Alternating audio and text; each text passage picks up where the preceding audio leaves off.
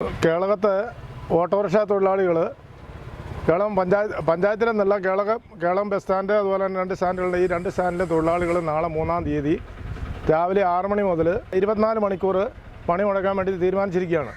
കേളകം പൂത്തൻചോല കേളകം അടക്കാത്തോട് റോഡുകളുടെ ശോചനാവസ്ഥ പരിഹരിക്കണമെന്നാവശ്യപ്പെട്ട് അധികാരികളുടെ ശ്രദ്ധയിൽ കൊണ്ടുവരാനും അതുപോലെ തന്നെ PWDയുടെ ഉദ്യോഗസ്ഥന്മാരുടെ ശ്രദ്ധയിൽ കൊണ്ടുവരാനും വേണ്ടിയിട്ടാണ് ഈ ധർണയും ഈ പണിമുടക്കം നടത്തുന്നത്.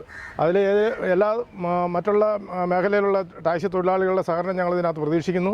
അതുപോലെ തന്നെ ഇതിനകത്തൊരു രാഷ്ട്രീയമോ അല്ലെങ്കിൽ മറ്റു രീതിയിലുള്ള യാതൊരു ഇതുമില്ല. തൊഴിലാളികൾ എന്നുള്ള നിലയ്ക്ക് എല്ലാവരും ഒറ്റക്കെട്ടായി നിന്നുകൊണ്ടുള്ള ഒരു പണിമുടക്കാണ് ഞങ്ങൾ നടത്താൻ ഇരിക്കുന്നത്. പിന്നെ ആ ഒരു സമയത്ത് ഈ കേരളത്തിലുള്ള ഒരു ഓട്ടോറിക്ഷകളും ഓടുന്നതല്ല. പിന്നെ തന്നെയല്ല, ആ കേരളം അടക്കാത്തോട് റൂട്ടിലേക്ക് അവിടെ 2 ഹോസ്പിറ്റലുകളുണ്ട്.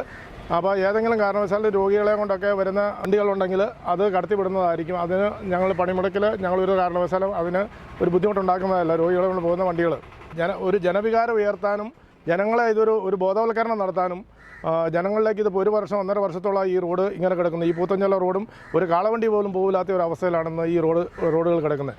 അധികാരികൾക്ക് എന്ത് പറ്റിയെന്നുള്ളത് നമുക്ക് അറിഞ്ഞുകൂടാ. അപ്പോൾ ആ ഒരു രീതിയിൽ ഇത് എത്രയും വേഗം അവരുടെ ശ്രദ്ധയിൽ കൊണ്ടുവരിക. രാഷ്ട്രീയപരമായിട്ടോ അല്ലെങ്കിൽ മറ്റുള്ള ഏതെങ്കിലും വിധത്തിൽ ഇതിന് ഇടപെടാൻ കഴിയുന്നവരുണ്ടെങ്കിൽ അവരുടെ ശ്രദ്ധയിൽ ഇത് കൊണ്ടുവരിക എന്ന് മാത്രമാണ് തൊഴിലാളികളായിട്ടുള്ള ഞങ്ങൾ ഉദ്ദേശിക്കുന്നത്. ഇത് വൈകുന്നേരം വരെ ഓടുന്നവർ അവരുടെ ശരീരവും അതുപോലെ തന്നെ അവർ മുടക്കിയിരിക്കുന്ന വാഹനത്തിൻ്റെ അതിൻ്റെ പാഴ്സുകളും എല്ലാം ഒടിഞ്ഞ് ഞുറുങ്ങി ഒരു വല്ലാതെ ഒരു അവസ്ഥയിലാണെന്ന് വണ്ടിക്കാർ ഇതിൽ സർവീസ് നടത്തുന്നത്. ഈ കഴിഞ്ഞ കാലഘട്ടങ്ങളിൽ വണ്ടി വിളിച്ചിട്ട് പോകാഞ്ഞിട്ട് RTOൻ്റെ അടുത്ത് വലിയ പരാതികളായിട്ട് പോയുള്ള സംഭവങ്ങൾ ഉണ്ടായിട്ടുണ്ട്. അങ്ങനെ അവരുടെ പേരിൽ നടപടിയെടുക്കുന്ന ഒരു സ്ഥിതിയിലേക്ക് വരെ കാര്യങ്ങൾ എത്തി നിൽക്കുന്നുണ്ട്.